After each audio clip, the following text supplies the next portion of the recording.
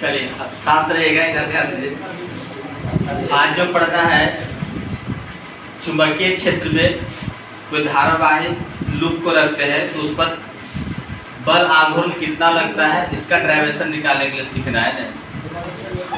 Torque on A current carrying loop in a magnetic field है ना।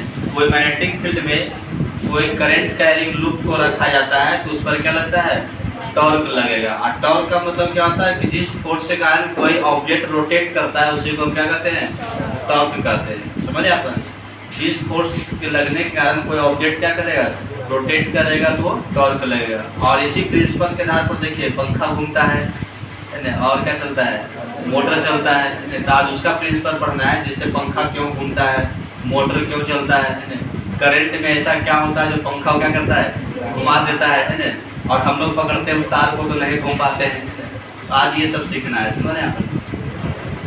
देखते तार से कोई फैन को कनेक्ट कर देते हैं और लाइन आता है तो स्विच को ऑन कीजिए, पंखा क्या होगा, नचने लगता है, घूमने लगता है ना। लेकिन वही तार यदि आप पकड़ के स्विच को ऑन कीजिए, देखिए घूमिएगा, घूम जाए। कौन घूम सकते हैं, कोई नहीं घूम सकते हैं ना। चलिए ठीक है, तो इसका बेस प्रिंसिपल पढ़ना है। इसका जानने की इच्छा सबके मन में हो रहा कि क्या रीजन है। इसके सिद्धांत के लिए हम एक रेक्टेंगुलर लूप मानते हैं। क्या लिख चलते हैं, रेक्टेंगुलर लूप है ना। सर्कुलर लूप लीजिए डेरिवेशन थोड़ा दिक्कत होगा, कॉम्प्लेक्स हो जाएगा, इसलिए रेक्टेंगुलर लेके चलते हैं, क्योंकि रेक्टेंगुलर में लंबाई चौड़ाई सब पता चलता है। चलिए ठीक है,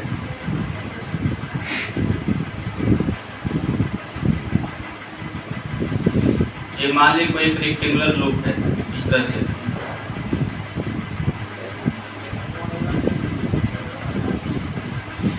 इसका नाम रखते ए बी सी और क्या हो गया, डी हो गया।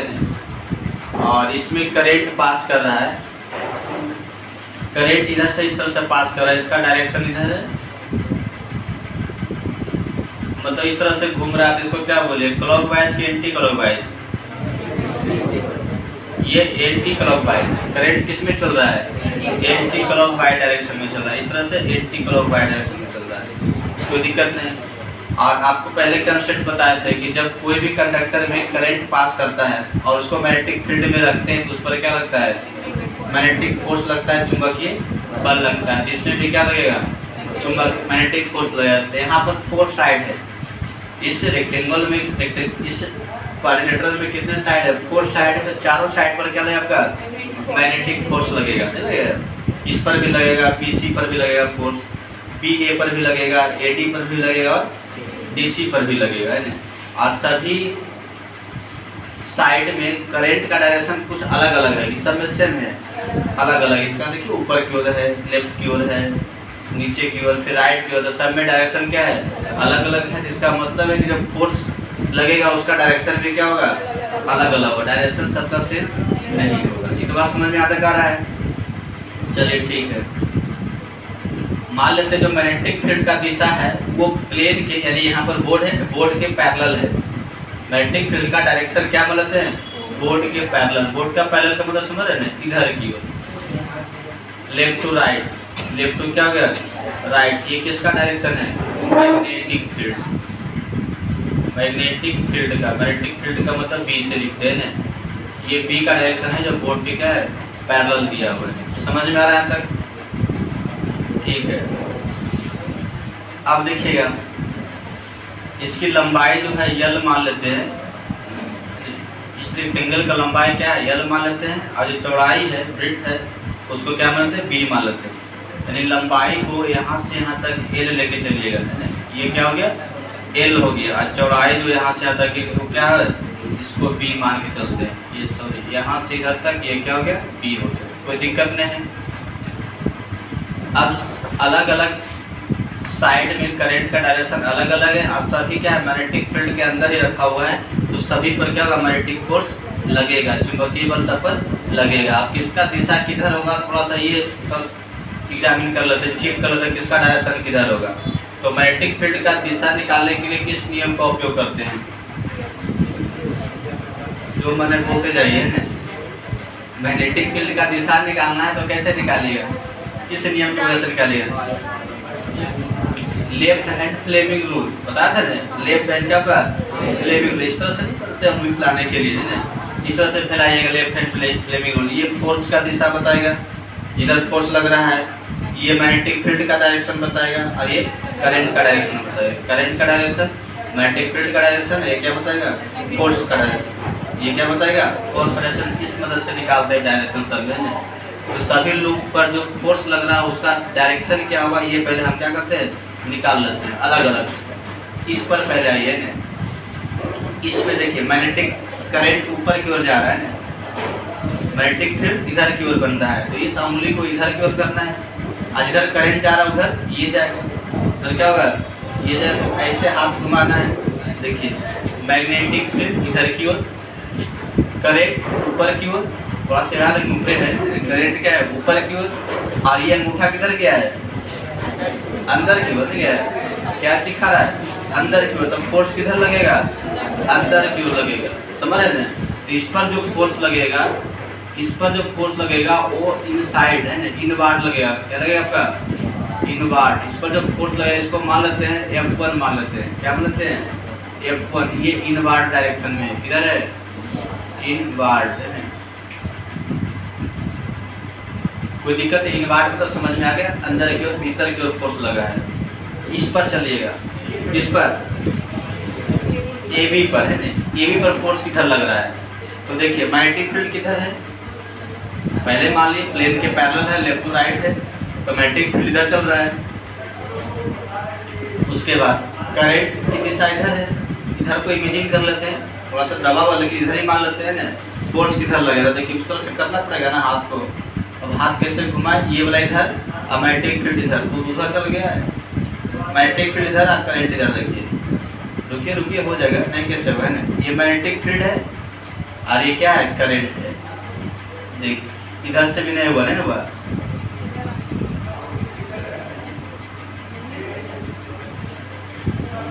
नहीं थोड़ा सा एंगल पर रहेगा ना, थोड़ा सा क्या चलेंगे, क्योंकि इधर मैग्नेटिक फील्ड है इधर करंट नहीं होगा, पैरेलल रहेगा फिर गड़बड़ हो जाएगा ना।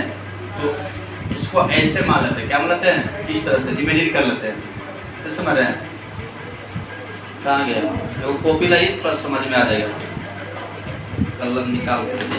हाँ इधर मैग्नेटिक फील्ड है ना, इस जो यही है रेक्टेंगुलर लूप, ये क्या आपका रेक्टेंगुलर लूप है, इसको ऐसे रख दिए, क्या रखा गया इस तरह से रखा गया, इस पर बोर्ड पर रखा हुआ है ऐसे, समझ रहे ना। मैग्नेटिक फील्ड इधर की ओर बन रहा है और इसको इस तरह से रख दिया, अब इसमें करंट पास करा ऐसे ऐसे घूमकर इसमें करंट पास करा, कोई दिक्कत नहीं है। तो इधर जब करंट ऊपर जा रहा था तो मैग्नेटिक फोर्स किधर लग रहा था अंदर लग रहा था, क्या लग रहा था अंदर, और वैसे तो करंट इसमें जा रहा है, इसका तो हो गया ना, इसका हो गया करंट ऊपर की ओर गया तो मैग्नेटिक फील्ड क्या हो इधर की ओर लगेगा, इधर या इधर, तो उसमें बताएं कि अंदर की ओर लगा है। अब इसमें पास करेगा करंट इधर से इधर की ओर, समझ रहे हैं। तो इस पर मैग्नेटिक फोर्स का डायरेक्शन क्या हुआ ये निकालना है, तो देखिए इधर मैग्नेटिक फील्ड अंदर की ओर क्या ये वाला करंट है, तो कैसे बनाइएगा, देखिए मैग्नेटिक फील्ड और करंट ऐसे होगा, मैग्नेटिक फील्ड क्या होगा करंट इधर से ले रहे हैं तब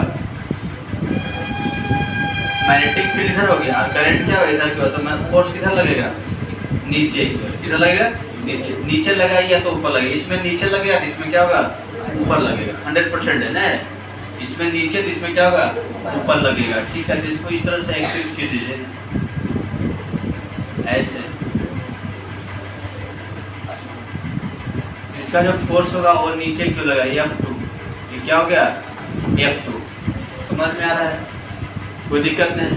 अब करंट की डायरेक्शन इधर से लीजिएगा ना तो फिर फोर्स क्या लगेगा ऊपर की ओर, क्या लगेगा ऊपर की ओर, इसमें क्या होगा नीचे की ओर, उसमें कोई दिक्कत नहीं, कहीं पर ऊपर नीचे रहता है बाहर बाहर की ओर, तो किसी में क्या रहेगा अंदर, तो आप पर डिपेंड कर रहा है कि एंटी क्लॉकवाइज करंट दिएगी क्या दिया आपका क्लॉकवाइज, क्योंकि हर एक कंसेप्ट को समझ लिया। बुक में देखिएगा उसमें रहेगा कि ऊपर की ओर, इधर रहेगा नीचे की ओर, तो कंफ्यूजन हो जाएगा, उसमें उसमें आपने तो बताए हैं दोनों में अंदर की ओर है, वो निकल रहा है बाहर की ओर, ऐसा क्यों हो गया? तो करंट का डायरेक्शन फिर क्या रहेगा? इधर की ओर रहेगा, क्लॉक वाइज में रहेगा, कोई दिक्कत नहीं है। और हमने क्या ले लिए हैं? 80 प्लस, उसके अनुसार से रहेगा। समझ में आया तक? ये जो फोर्स लगेगा इनवार्ड डाउनवार्ड, ये क्या लगेगा आपका? डाउनवार्ड, नीचे की ओर। फिगर मेरे समझ में आ जाएगा तब कुछ नहीं, डाउनवार्ड, ठीक है। इसमें फोर्स किधर लगेगा? देखिए नीचे है मैं करंट, इधर है, देखिए बाहर को लग रहा है ना, इधर मैग्नेटिक फील्ड और नीचे क्या है? करंट। तो इधर अंगूठा दिखा रहा है फोर्स का, तो फोर्स किधर लग रहा है? बाहर की ओर लग रहा है, तो इसको हम क्या बोलते हैं? आउटवार्ड। ये जो फोर्स लग रहा है यहाँ पर, ये जो फोर्स लगा है यहाँ पर क्या लगा है? आउटवार्ड। इसको F3, ये क्या मानते हैं? F3 जो है आउटवार्ड है। F3 किधर लग गया है? आउटवार्ड। और यहाँ जो फोर्स लगेगा वो क्या लगेगा? ऊपर की ओर। F4 क्या होगा? ऊपर की ओर लगेगा, अपवार्ड। F4 क्या देगा? अपवार्ड डायरेक्शन में लगेगा। यहाँ तक सबको समझ में आ रहा है कि दिक्कत यहाँ तक किसी को फिगर में कहीं कंफ्यूजन है तो पूछ सकते हैं। क्या समझे फिर से देखिए। हम क्या करते हैं? एक यूनिफॉर्म मैट्रिक फील्ड लेते हैं, जिसका मैं यूनिफॉर्म मैट्रिक फील्ड B मान लेते हैं, जो प्लेन के क्या है? पैरेलल है। मैट्रिक फील्ड का डायरेक्शन क्या है? प्लेन के पैरेलल है और लेफ्ट टू राइट है। लेफ्ट टू क्या है? राइट है। समझ रहे हैं यहाँ पर? अब इस मैग्नेटिक फील्ड में एक रेक्टेंगुलर लूप ABCD रखते हैं। क्या रखते हैं? ABCD रखते हैं।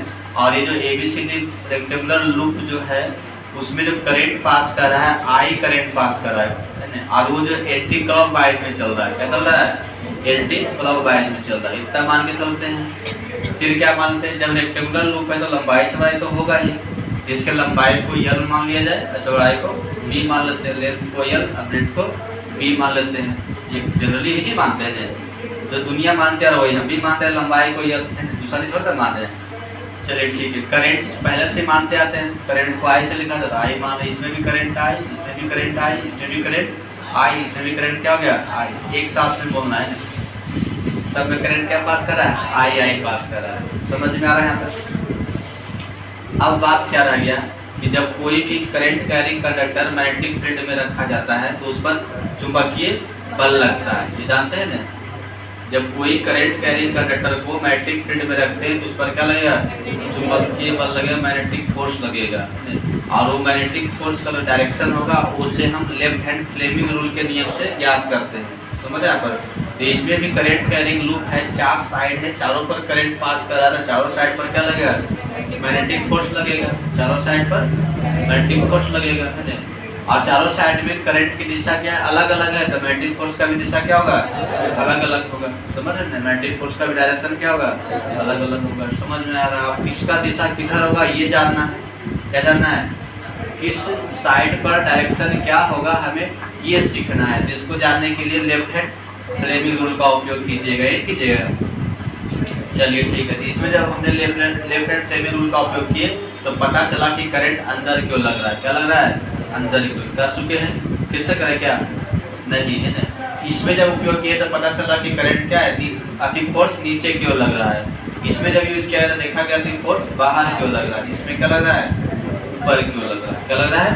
ऊपर की ओर लग रहा है। यहाँ तक भी बात सबको समझ में आ रहा हो, है ना? अब बात रह गया फोर्स का दिशा तो पता चल गया। अब फोर्स का मैग्नीट्यूड निकालना। क्या निकालना है? मैग्नीट्यूड कितना मैग्नीट्यूड लगता है। समझ रहे? इसके लिए भी एक फॉर्मूला पढ़ाए थे, ILV sin थीटा है। ये बराबर क्या पढ़ाते हैं?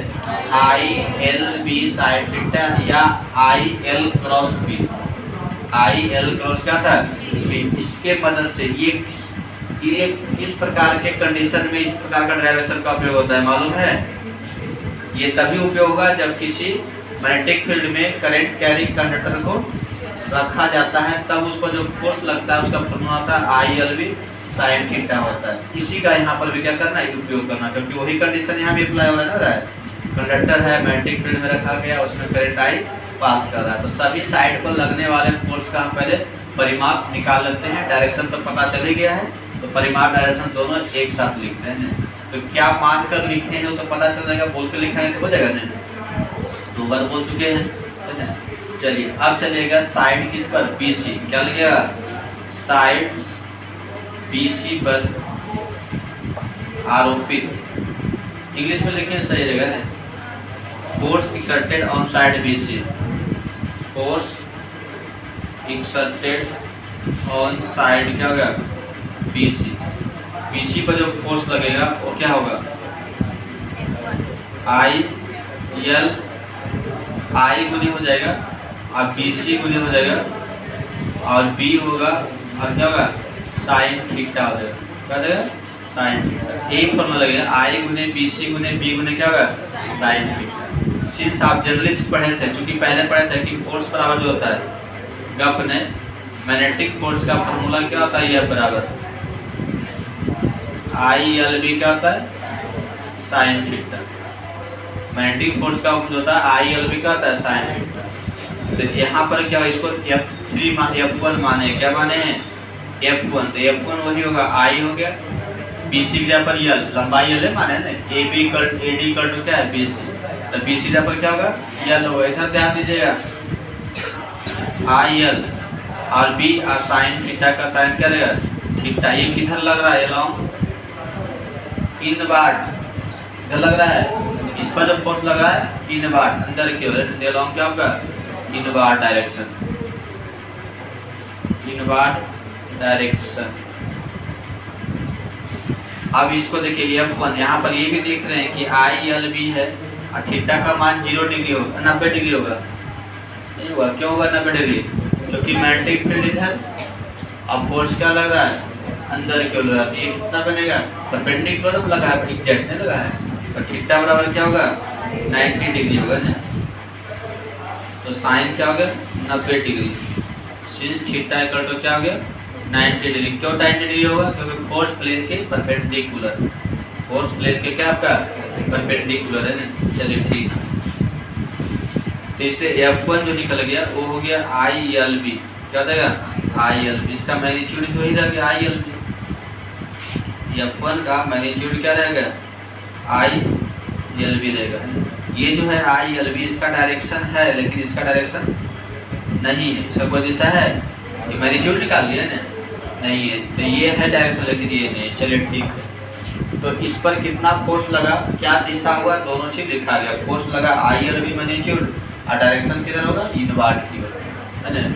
अब चलते इस पर, क्या उधर कब हो रहा है पीछे,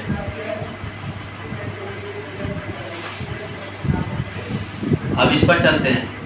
force exerted on side BC, force exerted on side क्या हो जाएगा AB, सॉरी क्या लिखना है AB। अब AB पर कितना फोर्स लग रहा है ये निकालना है, ये निकालना है ना, ठीक है। इसका भी वही फॉर्मूला, इसमें है F1 F2 है, क्या है F2, और F2 क्या हो गया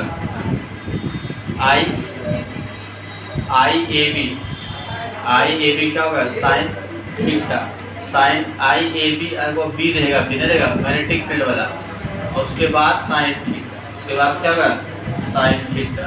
तो यहाँ पर देखिए F2 जो ये जो रहेगा डाउनवर्ड, ये किधर रहेगा डाउनवर्ड मतलब नीचे की ओर, तो F2 होगा IAB की जगह पर B रखाएगा, AB की जगह पर क्या रखाएगा B और फिर साइन 90 डिग्री, साइन कर देगा यहाँ भी 90 डिग्री लेना है। क्यों लेना 90 डिग्री, क्योंकि लूप को ऐसे लेके चले रखे थे, माने थे ऐसे इस तरह से ढेर माने हैं, मैग्नेटिक फील्ड उधर जा रहा, तो यहाँ भी क्या रहेगा ये भी ऐसे रहेगा, तो ये भी 90 डिग्री बनाएगा प्लेन के साथ, बनाएगा इस प्लेन के साथ। चलिए इतना समझ में आ रहा है, तो यहाँ पर 90 डिग्री आएगा ना, तो F2 बराबर जो होगा IB और क्या जाएगा B हो जाएगा, ठीक है। इसका मैग्नीट्यूड निकल गया ना।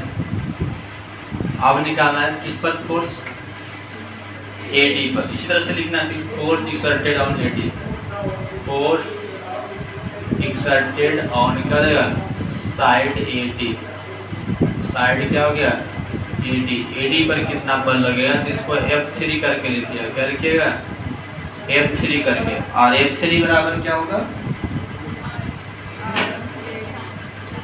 F3 निकालना है, तो इसका क्या होगा देखिए, तो वही से लिखिएगा I average AD, I into क्या AD और फिर B और फिर क्या होगा साइन थीटा, यहाँ पे थीटा 90 डिग्री, ये रहेगा किधर रहेगा आउटवर्ड, ये रहेगा आउटवार्ड। तो F3 जो हो जाएगा हो गया आई, AD की जगह पर यल रखा है इसमें, और फिर B रहेगा साइन 90 डिग्री। साइन 90 का मान जानते हैं क्या होता है, 1 होता है। F3 का जो मॉडुलस होगा ILB, इसमें भी क्या रहेगा IBB, LB नहीं, हाँ सॉरी LB, हाँ I क्या रहेगा LB देगा, क्योंकि इसका लंबाई L है। अब लास्ट साइड बच गया, उसका नाम क्या है DC। तो फिर लिखिएगा फोर्स एक्सर्टेड और क्या हो गया साइड DC, क्या लिखना है DC साइड पर कितना फोर्स एक्सर्ट होता है ये निकालना होगा। तो फिर उसका भी क्या लिखेगा F4 है, इस पर फोर्स लग रहा है, क्या लग रहा है F4, तो I होगा DCB है। अब इस साइड लंबाई DC है ना, तो DC और B और साइन थीटा। फिर I के जगह पर I, DC का लंबाई B है, इसका लेंथ क्या माने B माने चौड़ाई जो है, समझ में आ रहा है, B माने, और B का B रह गया, साइन यहाँ पर क्या हो गया 90 डिग्री। तो ये निकला F4, इसका डायरेक्शन क्या रहेगा अपवार्ड, इसका डायरेक्शन क्या रहेगा अपवार्ड। देखिए ऊपर की ओर लगाने लगा है, कैसे लगा वो भी बताएं, ऊपर की ओर दिशा क्या हुआ बताएं, लेफ्ट हैंड फ्लेमिंग रूल से। तो F4 का जो मैग्नीट्यूड आ गया वो क्या हो गया यहाँ पर IB और B, IB और क्या हो गया B। अब चारों फोर्स को एक साथ नजर दौड़ाइए, चारों पर कितने फोर्स था यहाँ पर, 4 फोर्स था ना।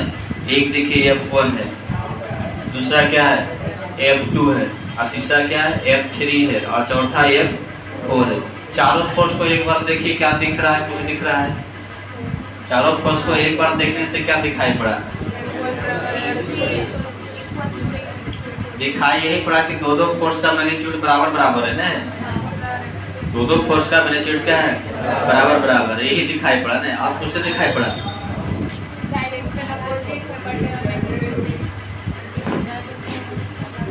और देखिए यही दिखाई पड़ा, देखिए F1 जो बराबर है किसके है F3 के बराबर है, और F2 जो बराबर है F4 के बराबर है। तो पहले F2 F4 को देखते हैं, F2 है F4, दोनों का मैग्नीट्यूड बराबर है, F2 और F4 दोनों का मैग्नीट्यूड क्या है बराबर है, लेकिन दिशा एक दूसरे के अपोजिट है नहीं, और एक ही लाइन पर लग रहा है। देखिए इसी लाइन पर लग रहा है, नीचे की ओर देख लग रहा है ऊपर की। तो ऐसा क्या होगा, कोई आदमी है बीच में खड़ा है, दोनों तरफ से खींच रहा है, मेरे यहाँ आइए मेरे यहाँ आइए ना, और दोनों तरफ से बराबर ऑफर है ना, तो आदमी किधर जाएगा,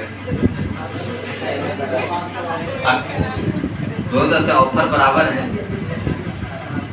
तो पूरी डायरेक्शन में किधर जाइएगा तो बताइए, किधरों नहीं जाइएगा, वहीं पर आ जाइएगा। ला दोनों मिलके यहीं दे दो है ना, यहीं बैठते हैं। तो यहाँ पर क्या होगा, एक दूसरे को कैंसिल कर देगा, मैग्नीट्यूड सेम है, एक ही पॉइंट पर लग रहा है, एक ही लाइन के अलाउंग लग रहा है, तो यहाँ पर डायरेक्शन अपोजिट है, तो फोर्स एक दूसरे क्या करेगा कैंसिल कर देगा। तो लैंग्वेज लिखना है क्योंकि ऐसे लिखना है कि since mod of F3 equal to mod of क्या है F4, दोनों का इक्वल है, ठीक है। F2 था, F2 इक्वल टू क्या है F4, IB और B है, ये इक्वल है, एंड डायरेक्शन इज अपोजिट होगा, एंड डायरेक्शन इज क्या अपोजिट, और डायरेक्शन क्या है अपोजिट है, और एक ही लाइन के अलाउंग एक्ट हो रहा है ना, तो इसलिए क्या होगा एक दूसरे को कैंसिल कर देगा, इसलिए हो जाएगा देयरफॉर F2 अब प्लस F3, ये दो F4, ये दोनों को जोड़ने का यदि कोशिश कीजिएगा तो क्या बन जाएगा F2 F4 को जोड़िए तो क्या बन जाएगा, अभी भी नहीं समझ में आया सब क्या, दोनों का मैग्नीट्यूड सेम है, डायरेक्शन अपोजिट है, दोनों को जोड़िएगा, दोनों मिलकर खींचेगा तो किधर जाएगा, डिस्प्लेसमेंट होगा नहीं होगा, कोई प्रभाव नहीं पड़ा, कोई प्रभाव पड़ा नहीं पड़ा, तो यहाँ पर क्या होगा जीरो हो गया, क्या हो जाएगा जीरो, F2 प्लस F4 क्या हो गया जीरो हो गया। तो दो का काम तमाम हो गया। यदि चारों को कभी जोड़ने का कोशिश कीजिए तो दो को तो ऐसे ही खत्म, अब बचेगा दो को, कौन कौन बच गया F1 और F3, यानी F2 और F4 जो फोर्स था इससे कॉइल पर कोई प्रभाव नहीं पड़ा, लगे या नहीं लगे बात क्या है, बराबर है। समझ रहे हैं? F2 और F4 जो फोर्स है इससे कोई प्रभाव नहीं पड़ा, रोटेट कर ही नहीं सकता क्योंकि सब कोई असर नहीं है। इससे घूमेगा कॉइल नहीं घूमेगा, तब घुमाएगा कौन, F1 और F3। जो घुमाएगा जो काम कर रहा है उसी का रेस्पेक्ट होगा, आगे चलकर नहीं होगा, उसी को फिर डिटेल से चलते हैं। इसका तो यहीं तक कहानी खत्म, जो चला गया है ना। अब बच गया कौन, F1 और F3। अब इसके बारे में चर्चा करेंगे, कोई दिक्कत नहीं आता है। चलिए, तो क्या क्या इसमें है जो माने हैं वो लिखा देते बोलकर, लिखिए दिखाते हैं।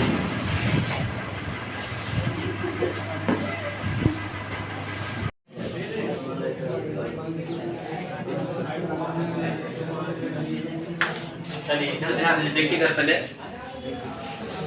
यहाँ जो फोर्स जो है कौन कौन था आपका, एक F2 F4 तो कैंसिल ही हो गया, F2 F4 क्या हो गया, कैंसिल हो गया, बच गया F3 और F1 है ना, F1 और F3। अब जो कुछ करेगा इन दोनों मिलकर करेगा है ना, कौन कौन, F1 और F3। अब दोनों को देखिए थोड़ा सा, इस प्लेन पर जो है F1 अंदर क्यों लग रहा है और एक क्या लग रहा है, बाहर क्यों लग रहा है। तो ये क्या करें, एक अंदर लगेगा एक बाहर लगेगा, किनारे किनारे में लग रहा है ऐसे ऐसे, एक इधर अंदर क्यों लगा परपेंडिकुलर ऐसे करके, और एक क्या है बाहर क्यों लग रहा है। तो क्या हुआ, ये रोटेट करेगा। एक जगह लगता तो फिर रोटेट नहीं करता, लेकिन एक इधर साइड में क्या लग रहा है, इधर साइड में ऐसे प्लेन यहाँ पर, जैसे कि देखिए ये कॉपी है, ये प्लेन है ना, और यहाँ पर एक फोर्स यहाँ पर लगा रहे हैं अंदर की ओर, ठीक है, और यहाँ पर एक फोर्स क्या लगा रहे हैं, बाहर की ओर। तो जब ऐसे लगेगा फोर्स तो क्या होगा, ये घूमेगा, क्या होता है आपका, रोटेट करना क्या हो जाएगा, शुरू हो जाएगा। समझ में आ रहा है? जैसे कि ये डंडा देखिए ना, यही डंडा है, आप लोग का पिटाई इसी से होता है ना, ये फोर्स है। अब एक इधर लगेगा, एक माल इधर की ओर लगा रहे हैं, एक इधर की ओर, ये क्या होगा, ऐसे घूमना क्या हो जाएगा, शुरू हो जाएगा। और एक दूसरे के परपेंडिकुलर लग रहा है, यहाँ भी प्लेन के परपेंडिकुलर, यहाँ भी प्लेन के क्या है, परपेंडिकुलर। तो जो दोनों फोर्स है एंटी पैरेलल है, क्या है, एंटी पैरेलल, क्योंकि एक नीचे की ओर तो क्या आपका ऊपर की ओर। तो दोनों फोर्स जो है दोनों का मैग्नीट्यूड सेम है, दोनों फोर्स का मैग्नीट्यूड क्या है, सेम है, डायरेक्शन क्या है, अपोजिट है, और किसी लाइन के परपेंडिकुलर लग रहा है, लाइन में क्या लग रहा है, परपेंडिकुलर लग रहा है। तो यहाँ पर कहते हैं, यहाँ पर बल कहें कि बल आघूर्ण लग रहा है, टॉर्क लग रहा है, इस कंडीशन में क्या कहेंगे, टॉर्क लग रहा है। जब टॉर्क लगेगा तो ये ऑब्जेक्ट क्या करेगा, रोटेट करेगा, ऑब्जेक्ट क्या होगा, रोटेट करेगा। तो यदि दो फोर्स एक दूसरे के एंटी पैरेलल है, अपोजिट डायरेक्शन में है, और किसी लाइन के परपेंडिकुलर अलग अलग पॉइंट पर लग रहा है, अलग अलग पॉइंट पर, सेम पॉइंट पर नहीं, किसी लाइन जो है ये लाइन के परपेंडिकुलर क्या रहा, अलग अलग पॉइंट पर एक जगह यदि लगता तो फिर क्या होता, कैंसिल कर देता, लेकिन दोनों क्या लगा आपका, अलग अलग पॉइंट पर एंटी पैरेलल अपोजिट डायरेक्शन में है, और ये लाइन के परपेंडिकुलर है। तो यहाँ पर ये ऑब्जेक्ट क्या करेगा, रोटेट करेगा, यानी यहाँ पर एक टॉर्क लग रहा है। समझ यहाँ पर, और टॉर्क का कंसेप्ट पढ़ाए थे कि टॉर्क बराबर होता है फोर्स गुने और दोनों फोर्स के बीच के लंबवत दूरी, दोनों फोर्स के बीच क्या होगा, लंबवत दूरी होता है। समझ में आ रहा है? तक ये यहाँ पर लेके चलते हैं। तो देखिए यहाँ पर क्या लिखिएगा, यहाँ जो है मैग्नेटिक फोर्स F1 और F2, F1 और F3 का परिमाप क्या है, सेम है, मैग्नीट्यूड क्या है, मैग्नीट्यूड सेम है, मैग्नीट्यूड क्या है, सेम है, और किसी लाइन के दो विभिन्न बिंदुओं पर क्या होता है, बिंदुओं पर विपरीत दिशा में आरोपित होता है,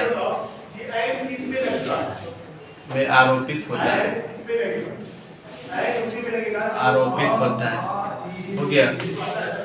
तो मैग्नीट्यूड सेम है, और किसी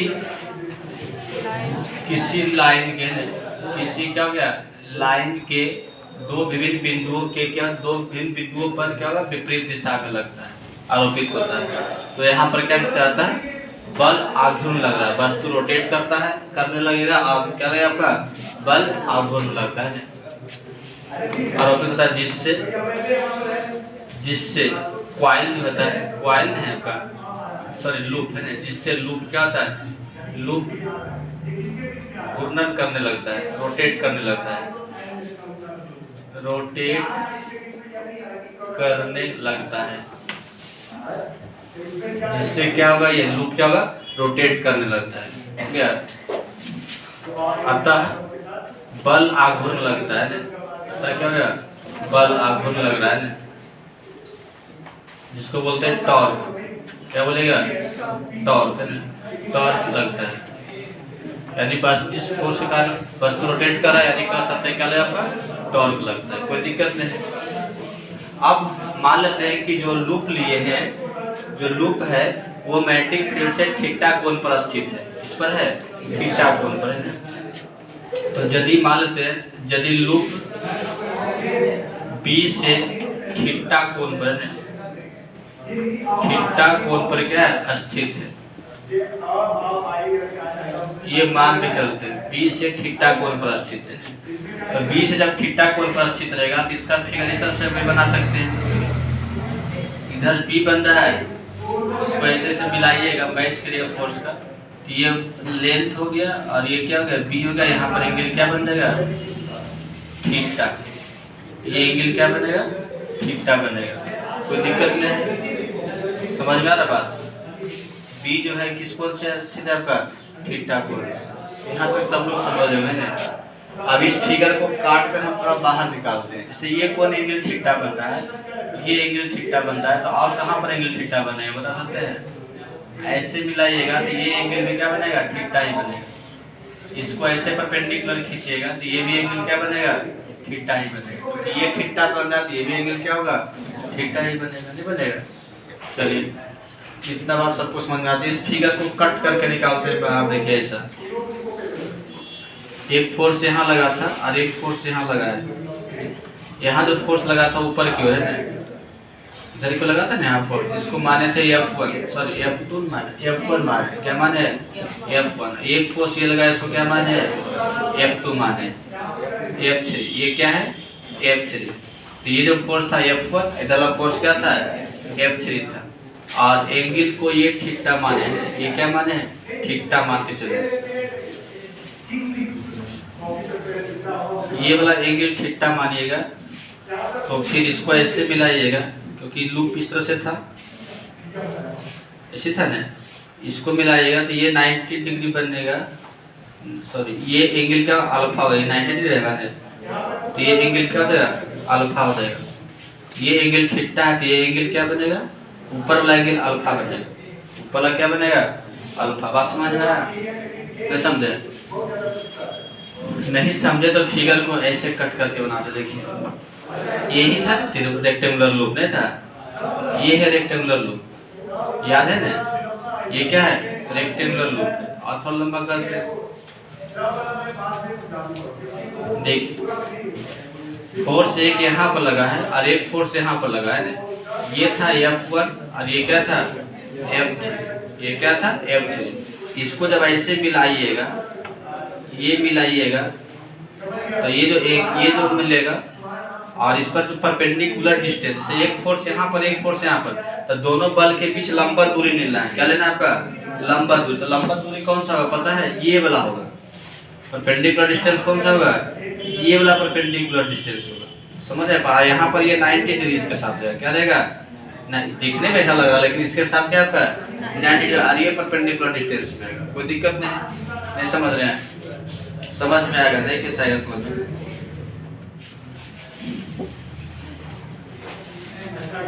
देखिए ये वाला, इसको ऐसे मान लेते हैं, इमेजिन है ना, एक साइड ये है एक साइड ये है, ठीक है, दोनों इस तरह से साइड में है, और ये जो है एक फोर्स यहाँ लगा दिए, फोर्स को मिलाने वाला लाइन है। ये कौन सा लाइन है, फोर्स को मिलाने वाला है, ठीक है।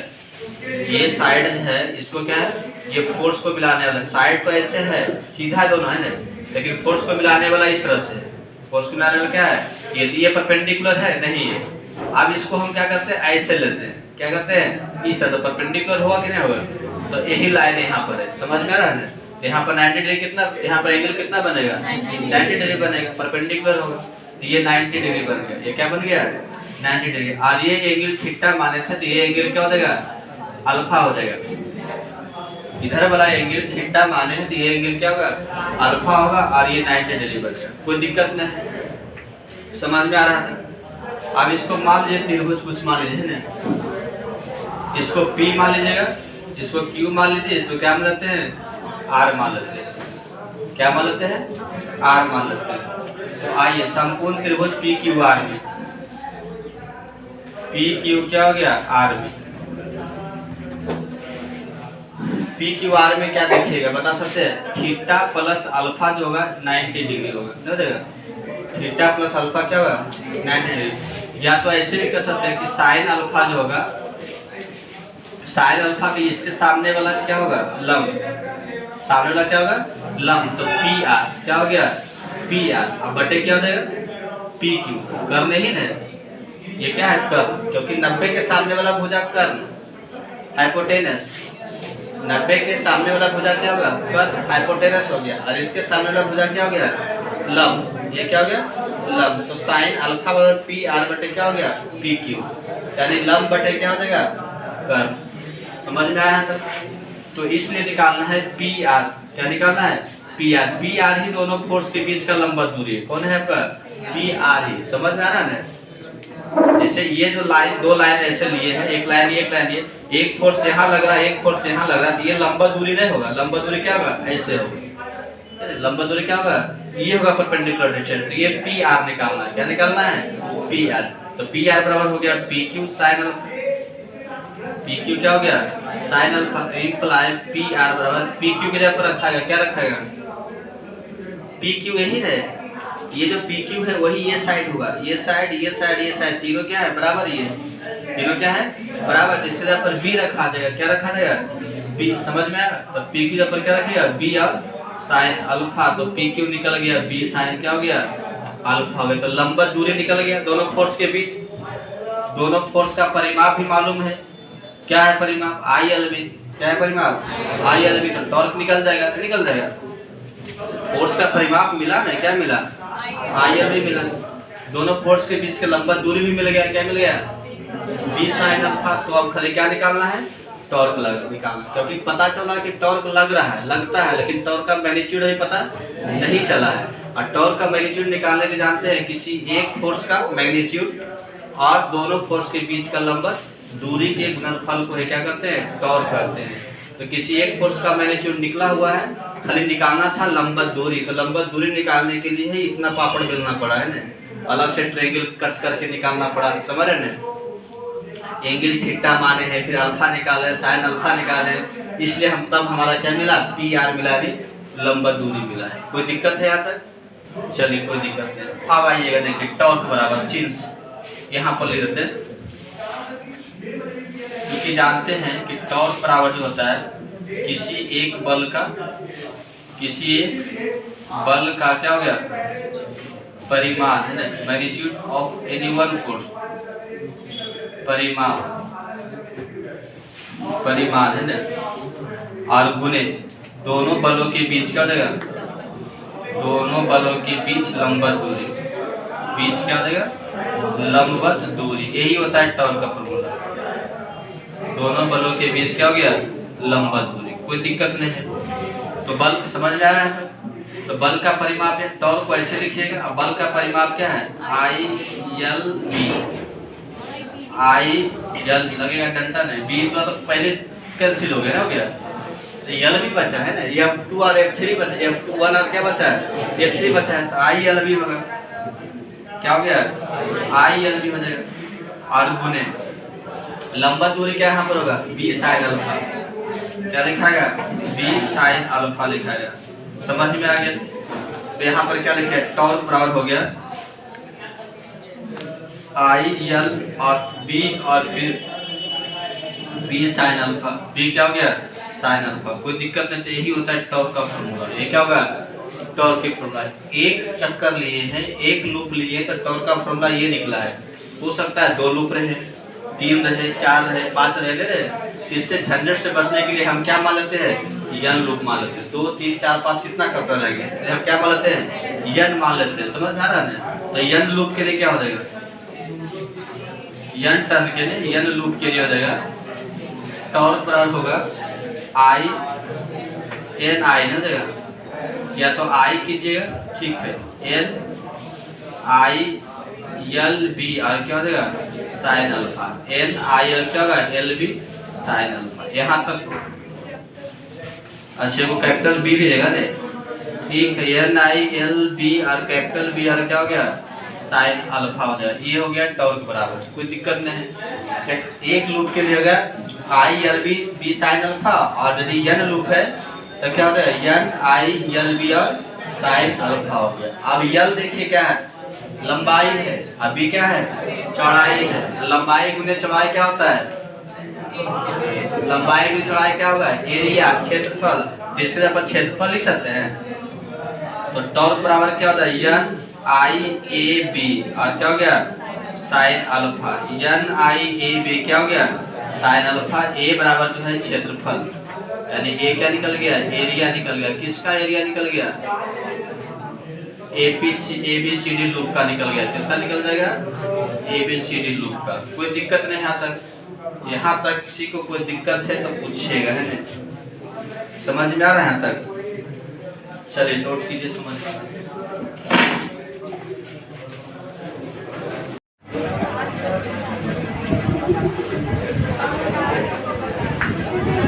चलिए इधर देखिएगा, यहाँ जो टॉर्क निकला था, टॉर्क बराबर क्या है फॉर्मूला, इसको बंद कर दिए। टॉर्क इक्वल टू जो है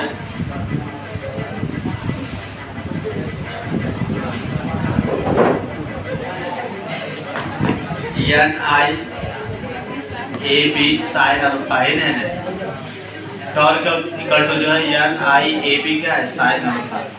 आज जिसमें दो वेक्टर हैं और साइन लगा हुआ है तो उसमें क्रॉस प्रोडक्ट होता है। क्या होता है क्रॉस प्रोडक्ट। इसको आप लिखिएगा, देखिए वेक्टर फॉर्म में लिखना है, किस फॉर्म में लिखना है वेक्टर फॉर्म में लिखना है। तो टॉर्क इक्वल टू जो लिखाएगा तो होगा n I a, n I क्या हो जाएगा a और क्रॉस b हो जाएगा, n I a क्रॉस क्या होगा b हो जाएगा।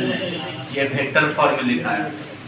कौन सा फॉर्मूला का यूज हुआ, सिंस जानते हैं कि a क्रॉस b बराबर ए बी साइन अल्फा या साइन थीटा। ए बी क्या होता है साइन थीटा होता है, a क्रॉस b रहेगा तो, और एक यूनिट वेक्टर है ना, एक यूनिट वेक्टर क्या होता है n होता है। तो यहाँ पे देखिए अल्फा दिया हुआ था, साइन अल्फा हटा तो मतलब क्या आ गया क्रॉस आ गया। क्या आ गया क्रॉस। तो इस तरह से वेक्टर फॉर्म में लिखाएगा, कोई दिक्कत नहीं। अब n I a जो है इसको हम क्या कहते हैं पता है, n I a को एक साथ क्या, n तो नंबर ऑफ लूप है, कितने टर्न्स है, कितने बार फेरा, फेरों की संख्या, नंबर ऑफ टर्न्स है। n इक्वल टू I क्या है करंट है, धारा है जो से प्रवाहित हो रहा है, और a क्या है एरिया है, लूप का क्या है एरिया है। समझ रहे आप। यदि तीनों को हम एक साथ क्या बोलेंगे ना, तीनों को एक साथ बोलते हैं इलेक्ट्रोमैग्नेटिक मोमेंट। क्या बोलते हैं इलेक्ट्रोमैग्नेटिक मोमेंट कहते हैं, या दूसरा नाम है इलेक्ट्रिक मैग्नेटिक डायपोल मोमेंट, या क्या बोलेगा मैग्नेटिक डायपोल मोमेंट। समझ रहे आप। तो यहाँ पर देखिए n I a बराबर m मान लेते हैं, यहाँ पर लेट्स n I a बराबर क्या मान लेते हैं m मान लेते हैं, और इसे हम क्या कहते हैं, इसे इलेक्ट्रो मैग्नेटिक मोमेंट, इसको हिंदी में बोलेगा विद्युत चुंबकीय आघूर्ण। खतरनाक नाम है, विद्युत चुंबकीय क्या हो गया आघूर्ण। या इतना ये नहीं बोल सकते तो या करके बोलिएगा magnetic dipole moment, magnetic dipole moment, विद्युत चुंबकीय द्विध्रुव आघूर्ण, चुंबकीय द्विध्रुव क्या हो गया आघूर्ण। इसी को कहते हैं किसको यम को, किसको बोलते हैं यम को। आज ये वेक्टर है क्या स्केलर है, यम क्या है वेक्टर क्या स्केलर, ये वेक्टर है, ये क्या है वेक्टर है। समझ में आ रहा है। तो अब एन आई ए की जगह पर हमें क्या रखना है, m, small m, capital M क्या माने है, स्मॉल एम रखना है। तो टॉर्क बराबर क्या हो जाएगा, अब जो नॉलेज होगा torque equal to m cross क्या होगा, बी होगा। एम क्रॉस क्या होता है, बी होता है, जहां पर एम बराबर क्या है पता ही है, क्या है एम बराबर एन आई ए, एन आई क्या है, यही है एम बराबर एन आई ए। पिछले क्लास में क्या पढ़े थे हम, कॉइल को लिए थे इलेक्ट्रिक फील्ड में, याद है कॉइल को क्या लिए थे इलेक्ट्रिक फील्ड में, तो उसमें जो टॉर्क निकला था वो था क्या था, पी क्रॉस ई, बताया था ऐसा।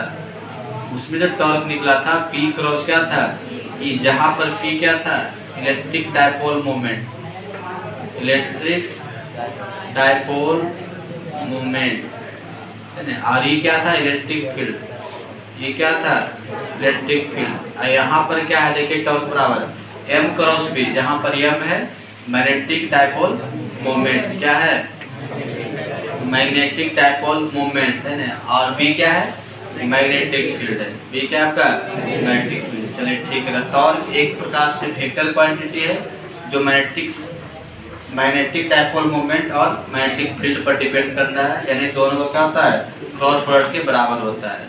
यानी इसको आप ऐसे लिख सकते हैं टॉर्क बराबर m B sine alpha, m B क्या लिखेगा साइन अल्फा, ऐसे भी लिखा जा सकता है, कोई दिक्कत नहीं है। अब इसमें कंडीशन लेके चलना है, कंडीशन क्या लेके चलना है देखिएगा,